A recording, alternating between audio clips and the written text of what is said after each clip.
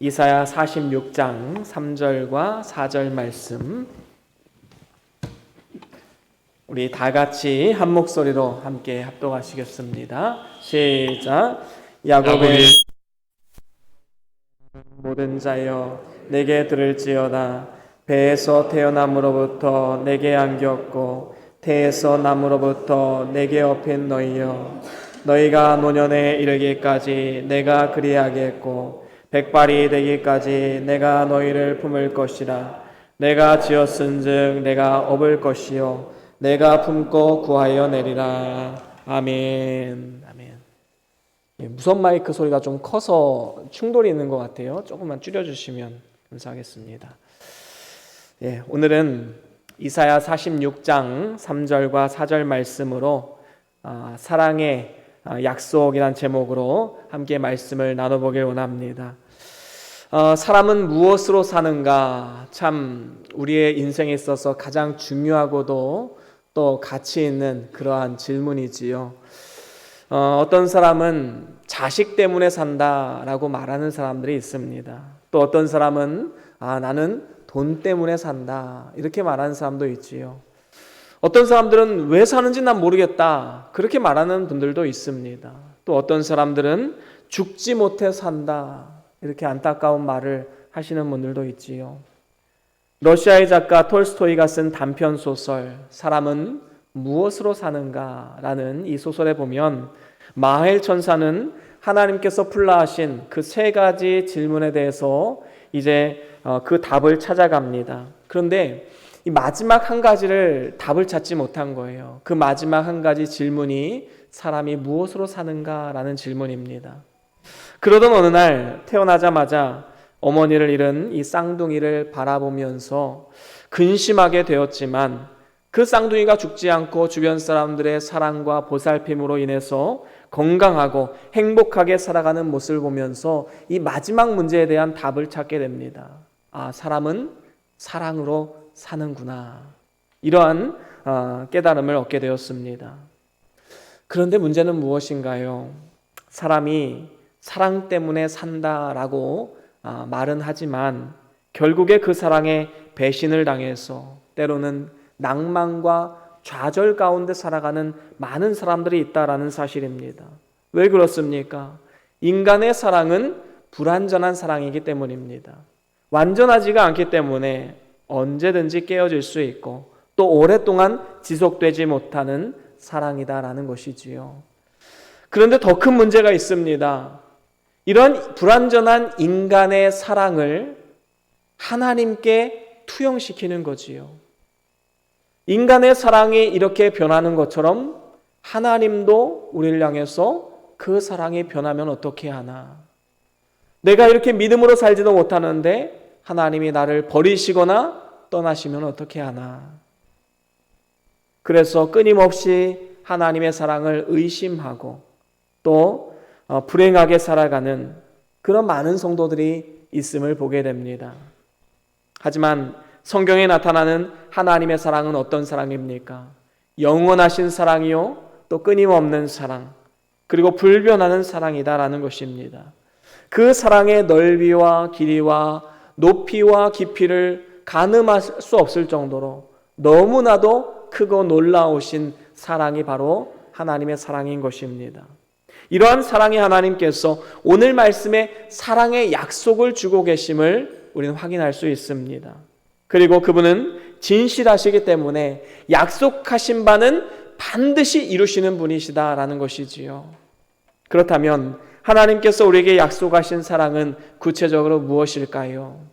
오늘 말씀을 통해서 세 가지로 함께 나눠보길 원합니다. 하나님의 사랑의 약속 첫 번째로는 택한 자를 사랑하신다라는 약속입니다. 하나님은 택하신 자를 끝까지 사랑하시는 분이십니다. 하나님은 세상 만민을 사랑해 주시는 일반 은총도 가지고 계신 분입니다. 그래서 해와 비를 악인과 의인에게 공평하게 주시는 분이시지요. 하지만 만민 중에서도 특별히 사랑하는 대상이 있습니다. 오늘 본문 3절에 보면 야곱의 집이여 이스라엘의 집에 남은 모든 자여 라고 말씀합니다. 여러분, 야곱이 누구입니까? 에서의 쌍둥이 동생이지요. 그런데 로마서 9장 13절에 보면 이렇게 말씀합니다. 기록된 바 내가 야곱은 사랑하고 에서는 미워하였다 하심과 같으니라. 그렇습니다. 이 말씀은 야곱을 택하시고 에서를 버리셨다라는 말과 동일한 의미지요. 여러분, 우리가 잘 알듯이 야곱이 어떤 사람입니까? 속임수에 능하고 꾀가 많고, 이러한 야곱 하나님이 왜 택하셨을까? 우리는 하나님의 뜻은 알 수 없습니다. 그래서 하나님의 사랑은 조건적인 사랑이 아니라 무조건적인 사랑인 것입니다. 여러분, 우리하고 다른가요? 우리도 다 부족한 사람들이지요. 하지만 하나님께서 열에 하나 백에 하나 선택하셔서 자녀로 부르셨습니다. 그리고 우리를 사랑해 주시겠다 약속하셨습니다. 그래서 우리는 이것을 은혜라고 부릅니다. 만약에 우리가 선한 행위나 어떠한 하나님 보시기 기뻐하시는 행위로 인해서 하나님이 우리를 선택하셨다면 그것은 은혜가 아니라 대가이지요. 하지만 하나님의 사랑은 은혜입니다. 조건이 없이 주신 사랑, 자격이 없는 우리에게 주신 놀라우신 사랑이기 때문입니다.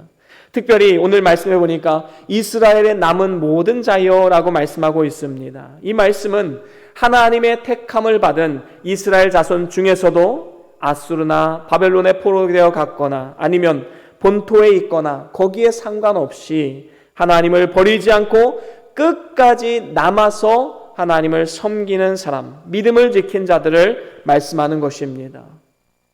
이세벨을 피해서 도망을 가다가 큰 낙심에 빠졌던 엘리야 선지자, 하나님은 그를 이렇게 위로하십니다.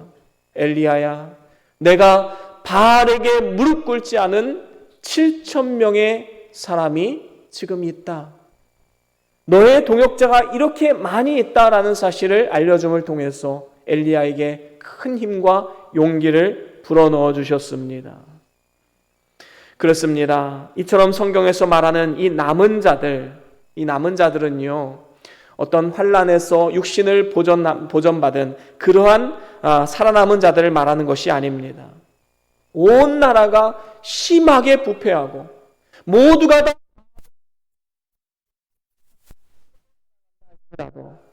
그 가운데서도 신실하게 하나님을 전적으로 의지하고 바라보고 소망하는 자들을 말하는 것입니다. 다시 말하면 끝까지 신앙을 지킨 사람들이 바로 남은 자들이다라는 것이지요. 그렇다면 오늘날의 남은 자들은 누구입니까? 누가 마지막 최후의 심판에 남은 자가 되어서 하나님의 보호와 구원을 받겠습니까? 많은 사람들이 교회를 다니는 사람이다 라고 생각하는 경향이 있습니다. 하지만 우리가 분명히 알아야 할 것은 교회를 다닌다는 것으로 다 남은 자는 아니다라는 것입니다. 진정으로 나의 구주로 모시는 자만이 하나님의 구원을 잇는 그러한 남은 자라는 것입니다. 그렇습니다. 진정으로 예수 그리스도를 마음의 구주로 받아들이고 그분의 인격과 삶을 닮아가기 위해서 몸을 쳐가며 노력하는 사람, 바로 그 사람이 남은 자들인 것이지요. 바알에게 입맞추지 않았던 7,000명과 같이, 또한 아수르의 침공 앞에서 전적으로 하나님을 의지했던 이스라엘 백성들과 같이 전적으로 하나님을 바라보고 의지하고 그분을 닮아가는 삶이야말로 하나님이 기뻐하시는 남은 자들인 것입니다. 이렇게 환난과 핍박 중에서도 진리를 양보하지 않고 끝까지 믿음을 지키고 하나님의 그 신실한 믿음으로 담대하게 나아가는 사람, 바로 하나님의 사랑을 입은 남은 자들, 그리고 이들을 통해서 하나님은 영광 받으시고 우리에게 무한한 상급과 영광을 주시겠다 약속하셨습니다.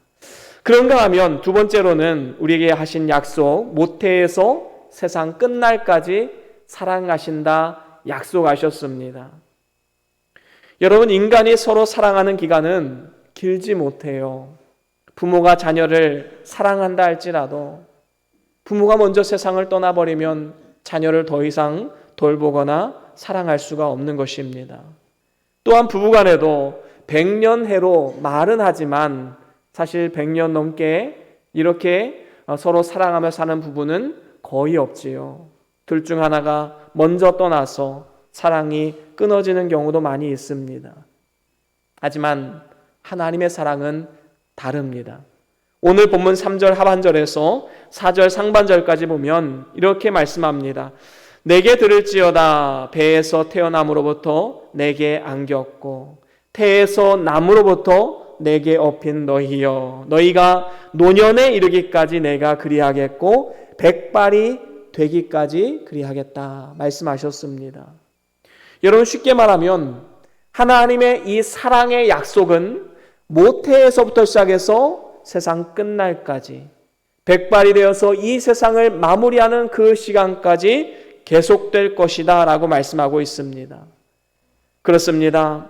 하나님이 우리를 사랑해 주셔서 모태에서 육체적으로 그리고 정신적으로 건강하게 출생케 하시고 질병과 사고가 많은 이 세상 가운데 하나님의 은혜로 건강하게 성장할 수 있도록 도우셨습니다. 뿐만 아니라 백발이 될 때까지 버리지 않으시고 사랑해 주시겠다 약속하셨습니다. 그래서 사도 바울의 고백처럼 나의 나 된 것은 하나님의 은혜라라고 우리는 고백할 수가 있는 것이지요. 마태복음 28장 20절에도 우리가 잘 아는 말씀이 있지요. 뭐라고 말씀합니까? 우리 같이 한번 읽어볼까요? 마태복음 28장 20절입니다. 시작. 내가 너희에게 분부한 모든 것을 가르쳐 지키게 하라. 볼지어다 내가 세상 끝날까지 너희와 항상 함께 있으리라 하시니라. 아멘. 그렇습니다. 우리 주님께서는 어제나 오늘이나 영원토록 동일하셔서 언제나 우리를 버리거나 떠나지 않으시고 세상 끝날까지 우리와 함께 하신다 약속하셨습니다. 그리고 세상 떠날 때에는 영원하신 하나님 나라로 우리를 인도하시겠다 약속하셨지요. 이것이 바로 하나님 아버지의 사랑입니다. 요한복음 13장 1절에도 이렇게 말씀합니다. 우리 함께 같이 읽어볼까요? 함께 읽어봅니다. 시작. 6월절 전에 예수께서 자기가 세상을 떠나 아버지께로 돌아가실 때가 이른 줄 아시고 세상에 있는 자기 사람들을 사랑하시되 끝까지 사랑하시니라. 아멘. 그렇습니다. 여기서 자기 사람들이란 누구를 말할까요? 1차적으로는 예수님을 따라다녔던 12제자. 그래서 가까이서 그분의 삶을 들여다보고 그분을 닮아가기를 힘써 나아갔던 바로 그 제자들, 그리고 그들 공부했던 수많은 제자들을 가리키는 것입니다. 하지만 보다 넓게는 제자들뿐만 아니라 오늘날 예수 그리스도를 구주로 영접하고 하나님을 아버지라 부르는 우리 모두를 일컫는 말이지요. 그래서 우리를 사랑하시되 언제까지 사랑하신다고요? 끝까지 사랑하신다라고 분명히 말씀하고 있는 것입니다. 오늘날 우리 그리스도인들은 세상에 속한 사람들이 아니라 하늘에 속한 사람, 하늘의 시민권자입니다. 그래서 우리가 이 세상을 살아가는 것은 고난의 연속이고 고통의 연속이고 또 수고와 슬픔이 많은 것이 우리의 인생입니다. 하지만 중요한 것은 무엇입니까? 이 모든 것을 우리 주님이 알고 계신다라는 사실이지요. 사람들이 다 우리를 떠난다 할지라도, 믿었던 사람에게 발등 찍히고 배신당한다 할지라도 우리 주님께서는 모태에서부터 택한 우리들을 세상 끝날까지, 그리고 더 나아가서 영원 무궁토록 우리를 사랑하시고 떠나지 않겠다 약속하셨습니다. 이 얼마나 큰 은혜입니까? 이 얼마나 큰 사랑입니까? 저와 여러분들이 이러한 놀라운 은혜와 사랑을 늘 마음판에 새기시고 일평생 감사함으로 살아가는 그러한 복된 삶이 다 될 수 있기를 주의 이름으로 간절히 축원합니다. 그런가 하면 마지막으로 세 번째로는 품고 업고 구원하시는 사랑의 약속을 우리에게 주셨습니다. 오늘 본문 4절 하반절에 보니까 이렇게 말씀합니다. 내가 너희를 것이라. 내가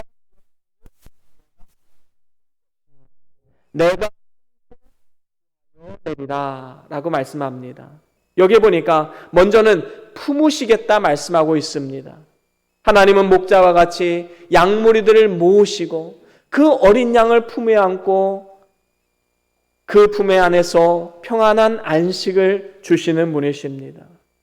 그 주님의 날개 안은 참으로 풍성하고 춥지도 않고 해함도 없는 안전한 곳이지요. 하나님은 특별히 탕자와 같이 회개하고 돌아오는 자, 그리고 환난을 당하여 하나님 앞에 피하여 하나님께로 나온 자, 이들을 더욱더 품에 안아주시는 분이십니다.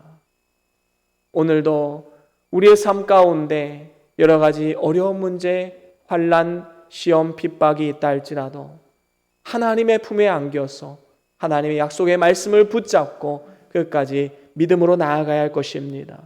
이렇게 품어주시는 사랑으로 약속해 주실 뿐만 아니라 그 다음으로는 업으시겠다 약속하지요. 이 업다라는 단어를 원어로 보니까 짐을 대신 져주신다, 그런 의미가 있더라고요. 다시 말하면 우리 주님께서 말씀하신 것처럼 수고하고 무거운 짐진 자들아 다 내게로 오라, 내가 너희를 쉬게 하리라. 하나님은 오늘 우리에게 초청하고 계신 것입니다. 여러분, 우리가 이 땅을 살아가는 우리 현대인들 얼마나 많은 스트레스를 짊어지고 있습니까? 가장은 가장으로서의 가정을 책임져야 하는 스트레스가 있지요. 또 엄마들은 양육, 자녀 양육의 그 부담과 스트레스 속에서 살아갑니다. 직장 일에서 여러 가지 업무 스트레스도 시달립니다. 여러분, 그 마음의 짐을 누가 아실까요?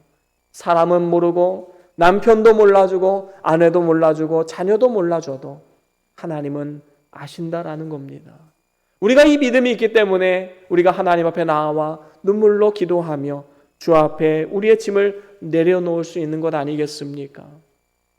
혼자 짊어지지 마시고 주 앞에 나와 그 마음의 짐을 내려놓고 평안히 쉴 수 있는 그러한 믿음의 삶이 될 수 있기를 간절히 축원합니다. 그런가 하면 또한 이렇게 품으시고 업으실 뿐만 아니라 마지막으로 구하여 내시겠다 약속하셨습니다. 이 말씀은 하나님께서 우리를 어떠한 환난 가운데서도 건져내시겠다라는 약속의 말씀이지요. 이사야 41장에 보면요, 이 야곱 이스라엘을 어떻게 표현하냐면 버러지 같은 너 야곱아. 우리가 이전에 보던 개역 성경에 보면 지렁이 같은 너 야곱아, 이렇게 표현하고 있습니다. 여러분, 우리의 삶은요 참 연약합니다. 밟으면 터지고 상처받고 좌절하고 넘어질 수밖에 없는 그러한 연약한 존재가 우리들 아닙니까? 마치 지렁이와 같이 공격 무기는 하나도 없고 그저 누가 밟으면 당할 수밖에 없고 누가 건들면 상처를 입을 수밖에 없는 그러한 연약한 존재가 바로 우리들입니다. 소망이라고는 찾아볼 수 없는 너무나도 초라하고 나약한 존재, 지렁이와 같은 우리의 삶 가운데 하나님 우리에게 약속의 말씀을 주십니다. 이사야 41장 10절 말씀 우리 함께 읽어보겠습니다. 이사야 41장 10절입니다. 시작. 두려워하지 말라, 내가 너와 함께함이라. 놀라지 말라, 나는 내 하나님이 됨이라. 내가 너를 굳세게 하리라. 참으로 너를 도와주리라. 참으로 나의 의로운 오른손으로 너를 붙들리라. 아멘. 그렇습니다. 하나님의 약속은 무엇입니까? 우리를 굳세게 하시겠다, 우리를 도와주시겠다, 의로운 약속해 주셨습니다. 그렇습니다. 하나님은 믿음으로 담대하게 나아가는 자를 붙잡아 주시고 또한 구원해 주시는 분이십니다. 그래서 사도 바울은 고린도 교회를 향해서 이렇게 외쳤습니다. 고린도후서 1장 10절에 보면 그가 이같이 큰 사망에서 우리를 건지셨고 또 건지실 것이며 이후에도 건지시기를 그에게 바라노라. 지금까지 하나님이 우리를 건져주셨고 또 앞으로도 건져 주실 것을 믿는 믿음으로 나아갔던 것입니다. 우리가 이 말씀을 믿는다면 어떠한 환난을 당한다 할지라도 하나님이 건져 주신다는 약속의 말씀을 믿고 우리는 담대하게 믿음으로 이 세상 가운데 나아갈 수 있을 것입니다. 이제 말씀을 마무리합니다. 오늘날 우리가 살아가는 이 세상은 험하고 악한 세상입니다.